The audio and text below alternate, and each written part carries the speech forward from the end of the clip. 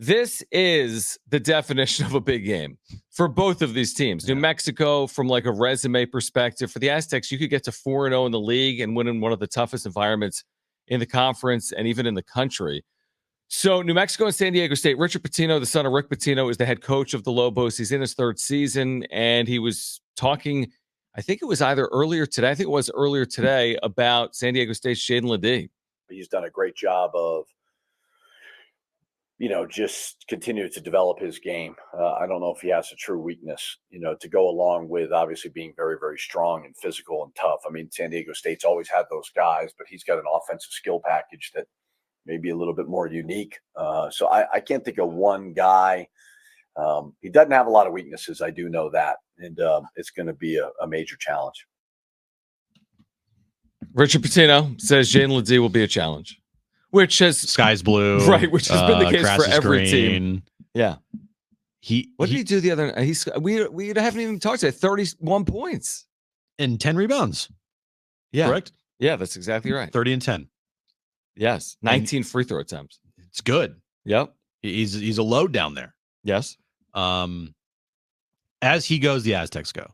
Like if he's putting up 25 and 10 every game, and you're right. He's been good, and they've been good. They're 14-2. He's basically hasn't skipped a beat all season. Yeah, and Lamont's had an up and down season. I think he's been playing way better of late. Mm-hmm. Same thing with Darion Trammell. Reese Waters has been pretty consistent. Same thing with Micah Parrish.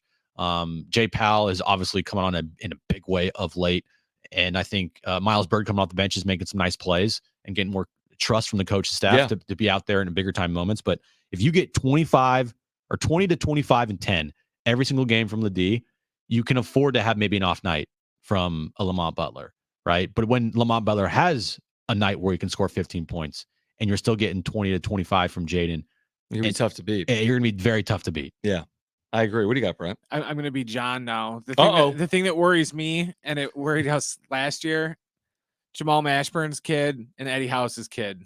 Right. Both killed us last year. No doubt. They both are back. New Mexico had, to Brent's point, San Diego State's number. You could certainly argue that they easily could have gone 2-0 against the Aztecs. They beat them at Viejas, San Diego State's only home loss.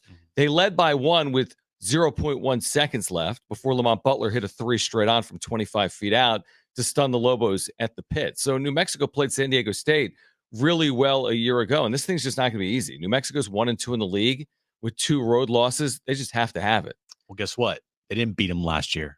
I know. I agree. I said they could have. I know they didn't. I'm just saying, New Mexico, a lot like UNLV, has a lot of talent. To Brent's point, they got these returning veteran guards. Jamal Mashburn Jr. is a scorer. Jalen House is a scorer.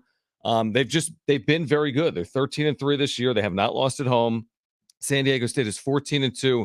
3-0 in the Mountain West. The Aztecs are 19th in the country coming in. This is one of those games where if they lose, what's the quad game? Is this a quad one? This is quad one. Definitely quad one. Definitely quad one.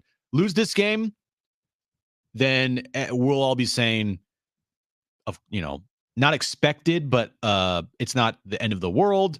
New Mexico needed to have this game desperately, you feel like. And so we won't be sitting here tomorrow afternoon if they happen to lose. I think that upset about it. But man, if they win, that's a statement. To me, that's a statement, man. I agree with that. And I think the win on the road versus Gonzaga, even though Gonzaga's kind of maybe not be good. Lost last night at Santa Clara by 1. But it was on the road, so still quad one. Still quad one. Hopefully it remains a quad one. Yep. But if they win tomorrow, man, you got to feel pretty good about yourself if you're this Aztecs team. I know, I agree.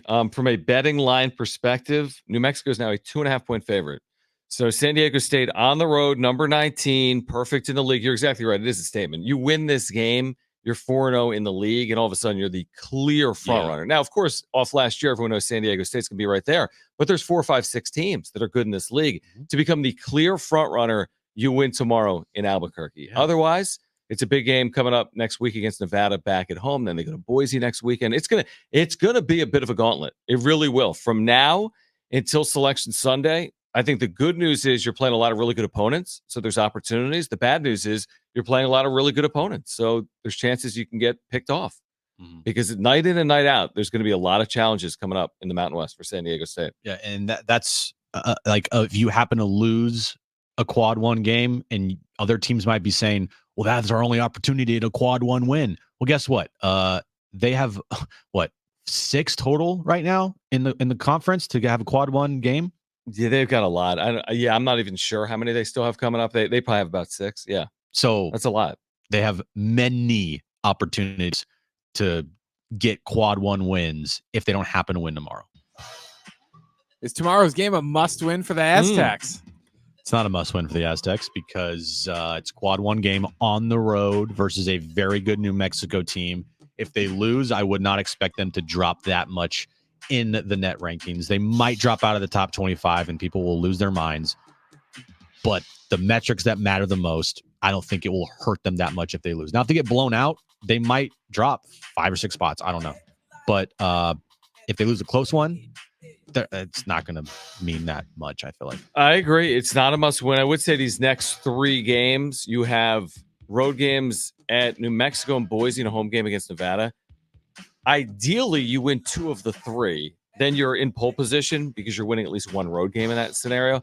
You have to win 1 of the 3. You have to either win Saturday or at home against Nevada or at Boise State. You absolutely have to. So all these games are big for San Diego State coming up. You're right. This is not a must-win game. Metrically, shouldn't have a huge impact if they don't win it.